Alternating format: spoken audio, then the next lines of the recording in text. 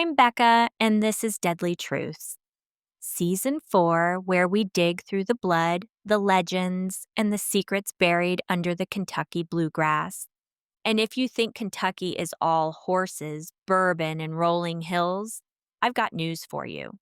This state has a history so tangled, so corrupt, and so absolutely unhinged that it makes half the country look tame by comparison. Tonight, we're diving into one of the most chaotic chapters in Kentucky crime lore, the Bluegrass Conspiracy. A tangled web of corrupt cops, drug smuggling pilots, DEA failures, double crosses, assassinations, blackmail, political connections, missing millions, and a criminal empire that ran right through Lexington's elite in the 1970s and 80s. And yes, this is the same criminal pipeline that led to one of the most bizarre true stories ever told, Cocaine Bear. A real black bear that came face to face with a duffel bag full of pure Colombian cocaine dropped from the sky by a smuggler running loads through the bluegrass. But here's the thing nobody ever explains clearly. Cocaine Bear isn't a standalone freak accident. It is a direct branch growing off the monstrous tree that was the Bluegrass Conspiracy. The same network, the same players, the same roots, the same corruption infecting the justice system, law enforcement, and Lexington's old money social circles. And the same man tying the entire thing together, Andrew Thornton II, a Lexington-born narcotics cop who became a drug smuggler, then a trafficker, then a pilot running coke for a multi-state criminal syndicate, before he fell out of the sky with a parachute, a Gucci bag full of cocaine, night vision goggles, and thousands of dollars strapped to his body. This story isn't just about drugs, it's about power. It's about a police department rotting from the inside out. It's about judges, politicians, horse farm owners, and wealthy families protecting criminals because crime made them richer.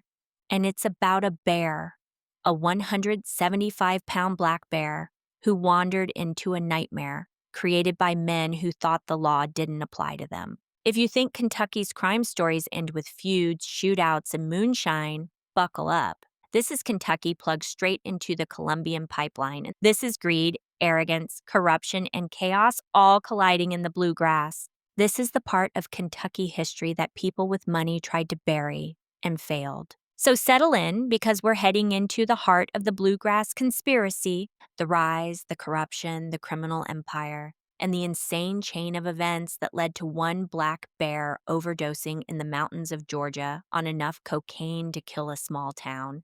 This is Season 4. This is Kentucky. And this is Deadly Truths. The Bluegrass Conspiracy didn't begin with drugs. It didn't begin with a plane crash, or Andrew Thornton falling out of the sky, or a black bear overdosing in the woods. It began with power and the slow, steady rot of a police department that forgot who it worked for. In the late 1960s and early 1970s, Lexington wasn't the polished college and horse racing city people imagine today. It was growing fast, money was moving, political families were consolidating influence, and the police force was split into factions. You had honest cops trying to modernize the department. And then you had the old guard, the good old boys who ran the narcotics unit like their own personal kingdom. This older faction of officers, mostly men who'd risen quickly inside the department, believed they were untouchable. They decided who got arrested, who didn't, who got pressured, who got paid, and who conveniently slipped through the cracks. Some of them moonlit as private security for wealthy families. Some took protection money from local gamblers, some looked the other way on drug shipments, and some were involved directly. This wasn't petty corruption, this was systemic, deep, multi-layered. And sitting right in the middle of that growing web was a small, tight-knit clique inside the Lexington Police Department's narcotics unit, a network of officers and informants who used their badges for everything except law enforcement. The two most famous names in this early period were Brad Bryant and Andrew Thornton II. But before they became the headline makers, the foundation was set by a generation of officers who treated connections as currency. They built alliances with prosecutors, judges, politicians, and rich horse farm owners. If you had power in Lexington, you knew someone in this group. And if you had money, they knew you. This environment, this culture of backroom deals and blind eyes, is what allowed the Bluegrass Conspiracy to grow. The first phase wasn't drugs, it was influence, protection, quiet favors, envelopes full of cash, selective enforcement, cases disappearing, informants being fed inside information that was supposed to be private. And it attracted exactly the kind of cop who thrived in shadows. Andrew Thornton II grew up in privilege. Not the kind that buys a mansion, but the kind that buys confidence and connections. His family owned property. They had standing in society. He went to the right schools. He rode horses. He understood Lexington's wealthy circles. And he understood how to play both sides of the law. Thornton joined the Fayette County Sheriff's Office, then moved into the narcotics squad. Almost immediately, he became one of the most feared and respected officers on the force because he was aggressive, ambitious, and absolutely ruthless. But he was also arrogant, reckless, and dangerously attracted to easy money. He was the type of cop who would run surveillance, make a bust, skim the drugs or cash, and write a report that made him look like a hero. He was bold, he was smart, and he was slippery as hell. Colleagues said he could charm anyone. Judges, informants, wealthy donors, undercover agents. He rode the line between law enforcement and organized crime so confidently that people stopped questioning him. And that's exactly how he wanted it. Thornton and his partner Brad Bryant began dipping into narcotics funds, taking seized drugs, and cultivating informants who did more than provide tips. They ran errands, laundered money, and facilitated deals. The narcotics unit became a club, a private club, with Thornton at the center. A man who carried a badge by day and built an underground empire by night. By the mid-1970s, the corruption escalated. This wasn't about pocketing drug money anymore. This was about moving drugs, big loads, cross-state shipments, multi-million-dollar opportunities. The narcotics unit and their associates had connections to local dealers, southern distributors, pilots, wealthy farm owners with private airstrips, and international traffickers. Kentucky's geography made it perfect for drug smuggling: remote fields, long stretches of rural land, small airports, private barns with landing strips, and police who either didn't know or didn't care. Thornton saw the opportunity instantly. He had pilot training, access to intelligence, and the arrogance to think he could outsmart everyone. The DEA, the feds, rival drug networks, and even the Colombian suppliers.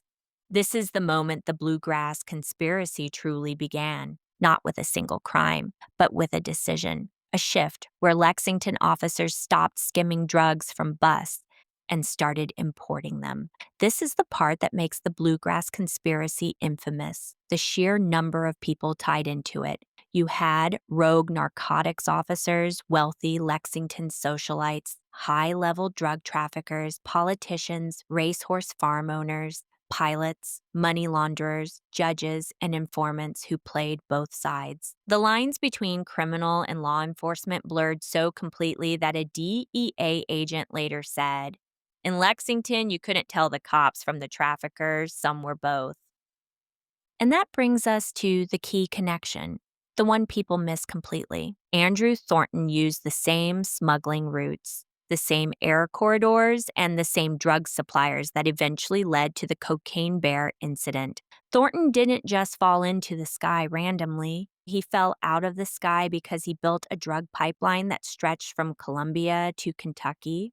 And the bear, that infamous Georgia black bear, found one of his lost drops. By the late 1970s, Andrew Thornton was no longer just skating on the edge of corruption. He had gone fully over the line. And the people around him barely noticed because Lexington's elite had always protected its own. Thornton had the perfect resume for smuggling. He was a trained paratrooper from the U.S. Army. He was a certified pilot. He understood federal law enforcement procedures.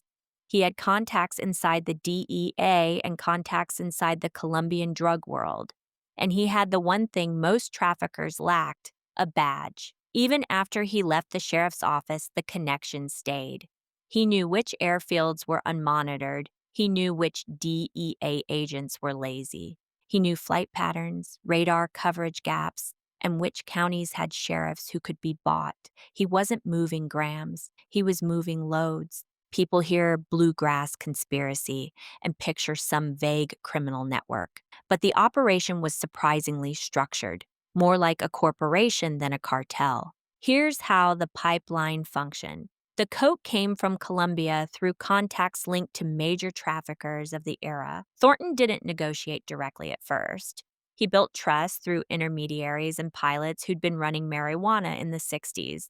The drugs were flown into the Bahamas, Jamaica, or small islands with almost no law enforcement presence. From there, American pilots, including Thornton, would pick up the loads. Thornton specialized in nap of the earth flying so low to the ground that radar struggled to pick him up, skimming over treetops and mountain ridges. He used night flights, minimal lighting, flight paths through Tennessee, Georgia, Kentucky, and radio silence. Thornton used parachute drops long before he died making one. He would load duffel bags with 70 to 100 pounds of cocaine, attach them to parachutes, drop them over remote woods, farms, or private fields, have ground teams retrieve them hours later. If a drop was compromised, they left it. Sometimes farmers found the bags, sometimes hikers did, sometimes, as we'll get to, wildlife did. Once the coke was in Kentucky, the distribution moved fast through the network. Corrupt cops, wealthy buyers, nightclub owners, racehorse industry figures, dealers in Louisville, Cincinnati, and Atlanta. Money flowed in every direction. Clean money, dirty money, money laundered through horse farms and real estate. Thornton didn't just move cocaine, he moved influence. Whenever Thornton's name comes up, so does Bradley Bryant, another Lexington narcotics officer turned trafficker. Bryant was quieter, more calculating, and more willing to play the long game. Together, they expanded the network into Miami, New Orleans, Memphis, Knoxville, and smaller Kentucky towns that never expected to be part of an international drug pipeline. Bryant handled logistics. Thornton handled flying and muscle. Both handled intimidation. People who crossed them didn't always stay alive. The 70s DEA was slow, underfunded, and distracted by bigger cartels. Thornton knew this. He counted on it. But by 1979, there were red flags everywhere. Drug money showing up in bank accounts with no explanation, pilots making sudden purchases, informants going silent, connections between Lexington officers and known traffickers, missing evidence from narcotics lockups, seized cocaine evaporating from property rooms. A task force began quietly poking around Lexington, and they kept hearing the same name. Thornton still. He stayed ahead of them. He changed flight routes. He switched planes. He used false tail numbers. He funneled money through friends in the equestrian world. He believed he was invincible. And for a long time, he was. The turning point came in 1981 to 1982, when Thornton and Bryant began planning their biggest run yet, a shipment worth several $1,000,000 in today's money. The load was so large, the pressure so high, and the DEA so close that Thornton made mistake after mistake. He rushed the planning, compromised air routes, and ignored warnings from his own network. Then he flew heavily loaded, risking altitude and maneuverability. This load was the one that broke the whole operation, because Thornton lost part of it mid-flight. because weather and weight forced him too low, because he dumped duffel bags over the Appalachian foothills, hoping ground crews could find them. One duffel bag landed in northern Georgia, and a 175-pound black bear found it before anyone else. The bear ripped it open, tore into the bricks, inhaled, chewed, clawed, and consumed an estimated 70 pounds of pure cocaine. And that overdose, violent, grotesque, and tragic, became the ghost that would haunt the entire conspiracy. Because if a bear could find a drop, so could the DEA, so could hikers, so could journalists, so could every law enforcement agency that had been circling Thornton for years. Andrew Thornton didn't just lose cocaine that day, he lost his anonymity. The cracks in his empire had finally split wide open. By 1985, Andrew Thornton was running out of road. The DEA knew his name. Federal prosecutors were circling. His associates were flipping, disappearing, or dying. The Colombian suppliers were getting impatient, and Thornton was acting more paranoid by the day. The cocaine drops had become sloppy. Rushed flights, risky routes, bad weather decisions. The kind of mistakes that happen when a man believes he's either untouchable or doomed. He still had money, he still had connections, he still had the pilot skills. But he was no longer in control of the game he built. And on September 11th, 1985, the game finally swallowed him whole. Thornton was flying a Cessna 404 Titan, a twin-engine aircraft built for heavy hauls, but not for the way he was using it. The plane was overloaded with cocaine, one of the biggest shipments he had ever attempted to bring into the United States. Witnesses said he took off out of South America already riding the edge of safe altitude. The more weight he carried, the lower he had to fly, and the lower he flew, the more attention he risked from radar and local law enforcement. On this run, the math didn't add up. Too much weight, too far a route, too many federal eyes searching the skies. Thornton tried to fix the problem the only way he knew how. He started dumping cargo mid-flight. He ripped open the plane's side hatch and began shoving duffel bags of cocaine out of the aircraft. Some fell in Kentucky, some in Tennessee, some in Georgia. Most were never recovered. One, as we know, was found by a black bear. But Thornton wasn't finished dumping weight. He planned to save himself and as much coke as he could. Thornton strapped on a bulletproof vest and he strapped on a Gucci shoulder bag filled with cash, gold, jewelry, IDs, weapons, and small packets of high-quality cocaine. He strapped extra parachutes to his body. He put on night vision goggles. He clipped carabiners to the remaining duffel bags, the ones he planned to jump with. This was a military halo-style jump, a high-risk nighttime parachute dive carrying cargo. Thornton had been trained for this during his Army days. He thought he knew exactly what he was doing. He didn't, because the moment he leapt from the plane, his plan fell apart.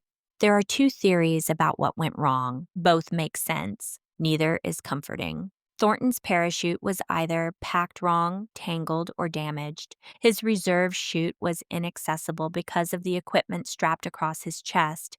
When investigators found his body, the main chute was still attached, not deployed, tangled, and useless. If Thornton waited too long to leap, trying to stabilize the plane, trying to save one more duffel bag, he may not have had enough altitude to deploy the chute at all. This theory fits the crash site. His corpse landed in the driveway of a Knoxville surgeon, still wearing a bulletproof vest, night vision goggles, a Gucci bag stuffed with cocaine, tightly embedded equipment straps, and the parachute that killed him. One witness described the scene as, "He looked like he fell straight out of a war movie."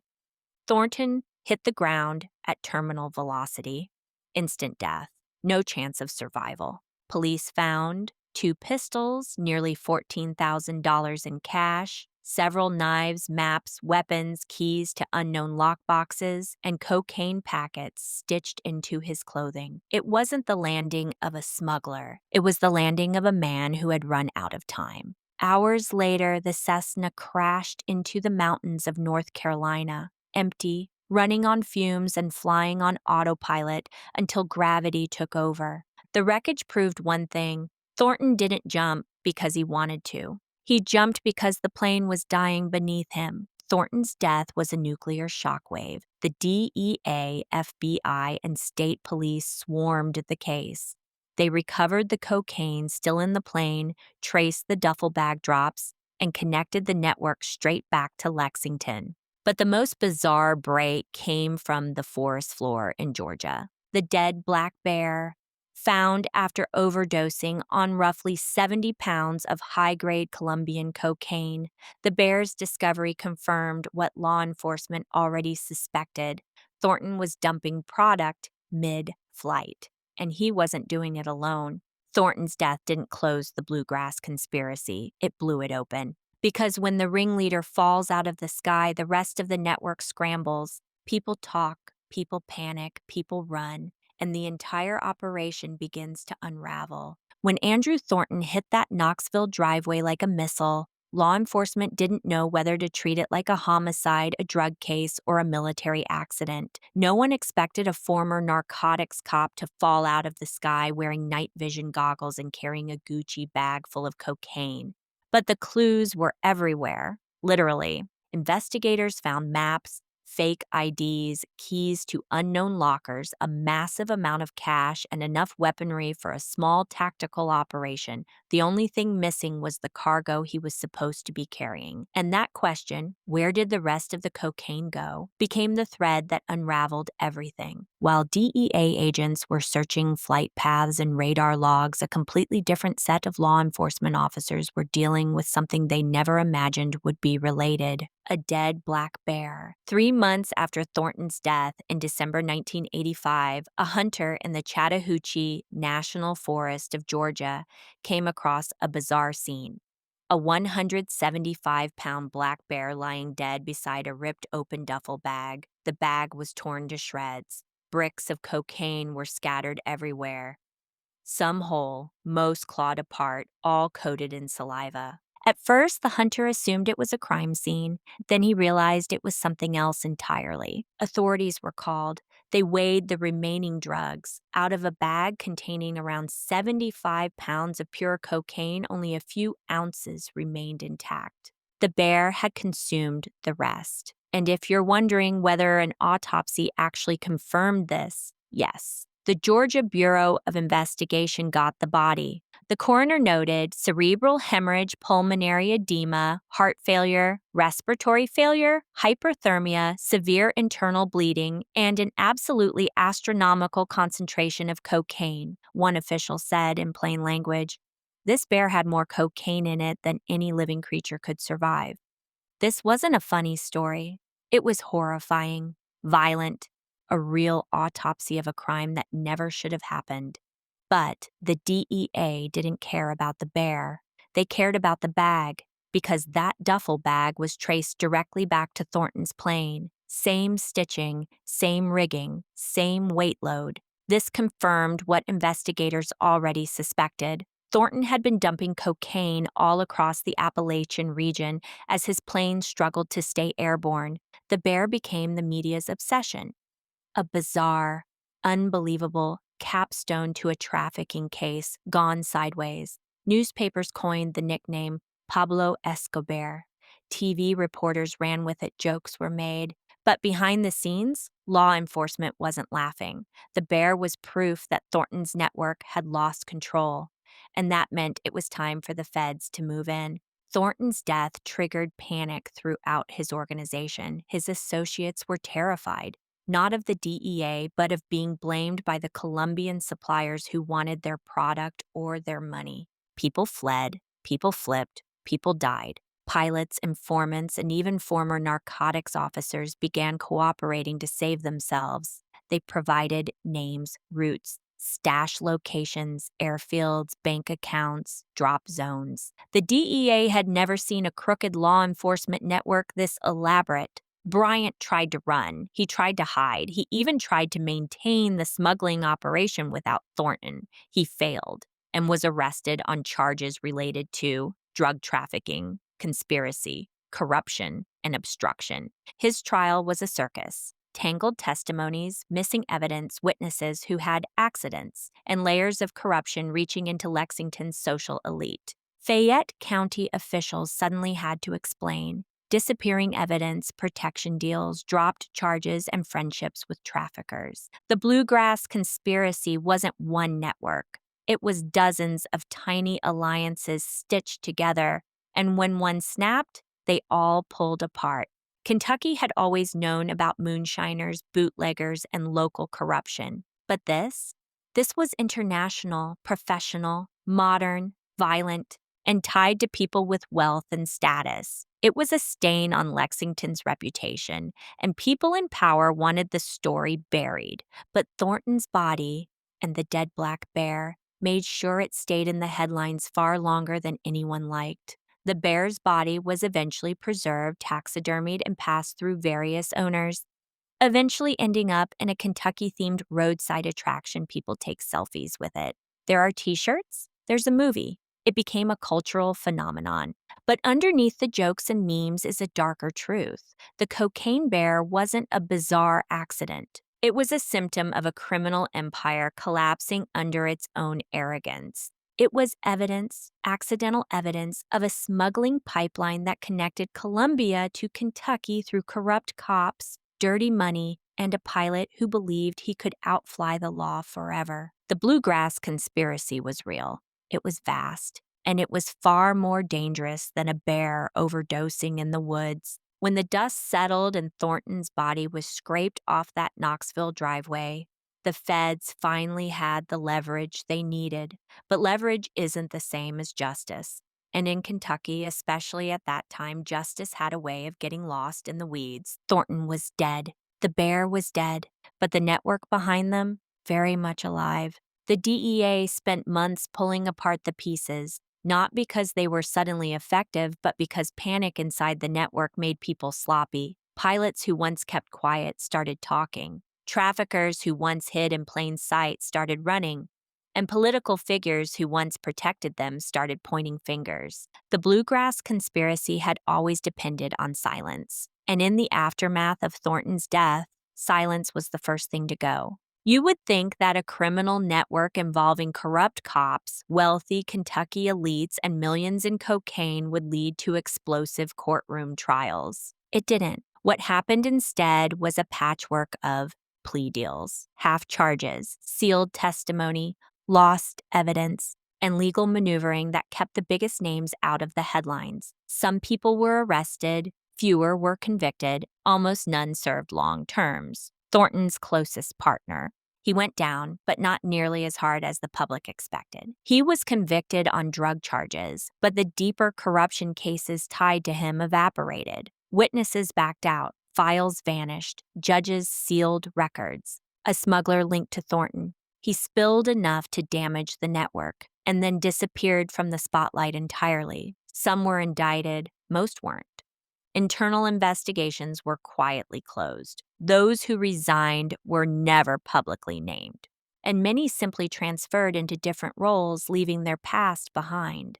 The truth is simple. This conspiracy was too embarrassing, too large, and too deeply connected to powerful people for Kentucky to expose fully. The structure cracked, but it never collapsed in the way the public expected. One of the biggest unanswered questions in the Bluegrass Conspiracy is the money. Thornton handled millions, from drug runs, offshore accounts, and laundering through farms, barns, airfields, and legitimate businesses. After his death, federal agents seized some assets. Others magically did not exist, and large sums simply vanished. People close to the case believed Thornton kept caches of cash and coke hidden in safety deposit boxes, in abandoned barns, buried on horse farms, or held in offshore accounts through fronts. Some of that money was recovered, most was not. To this day, FBI analysts still believe a significant portion of Thornton's wealth is hidden,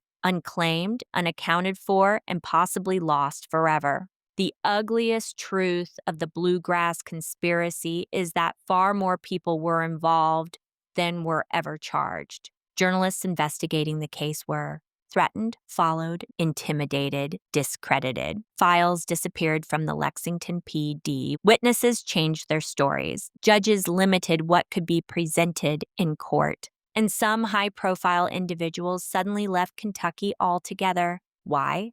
Because the conspiracy touched all the wrong people. Politicians, wealthy horse farm owners, business elites, law enforcement, prosecutors. It wasn't convenient to expose the whole truth. So Kentucky did what powerful places always do. It sacrificed the visible criminals and buried the rest. The Bluegrass Conspiracy damaged Lexington's public image in a way few events ever had. The city tried to downplay it. News outlets softened coverage. But the scandal spread nationwide, especially after Sally Denton's book, The Bluegrass Conspiracy, was published. Lexington was no longer just horses and basketball. It was corruption, cocaine, and a dead smuggler wearing night vision goggles. And the cocaine bear? It became a symbol of the absurdity of it all. A freak accident born from a criminal empire that believed it was too clever to fail. Most of the major players are gone, some by prison, some by old age, some by accidents, some by suicide, and some simply disappeared into quiet retirement. But the Bluegrass Conspiracy never truly ended. It just stopped being convenient to investigate. There are still unanswered questions. Who helped Thornton secure plane access after he left law enforcement? What officials protected the smuggling routes? How much cocaine actually passed through Kentucky? How much of Thornton's wealth is still hidden? And who else should have been charged but wasn't? The files are sealed, the bodies are buried, and the bluegrass keeps growing over the truth. Because in Kentucky, secrets don't die. They just wait under the bluegrass until someone digs deep enough to find them. And that's the Bluegrass Conspiracy. The corruption, the cocaine, the smuggling routes, the pilots who thought they were untouchable, the bear who never should have been part of any of this, and the trail of secrets Kentucky never fully dug up. Andrew Thornton didn't build a criminal empire because he was brilliant. He built it because too many powerful people were willing to look away, and when he fell out of the sky, the conspiracy didn't end. It just went underground. Because in Kentucky, the past doesn't die. It settles under the bluegrass, waiting for someone to dig deep enough to uncover it. You've been listening to Deadly Truths with Becca. If you found this story compelling, follow, rate, and share the podcast on Spotify, YouTube, and Apple Podcasts. It keeps these forgotten histories alive and pushes the algorithm to show these stories to more people who need to hear them. Sources for this episode include contemporary newspaper archives, DEA reports, Kentucky court records, and investigative books covering the Bluegrass Conspiracy. Deadly Truths is written and produced by Me Can't You Tell. And remember, the past isn't dead, it's just buried in the bluegrass, waiting to be dug up.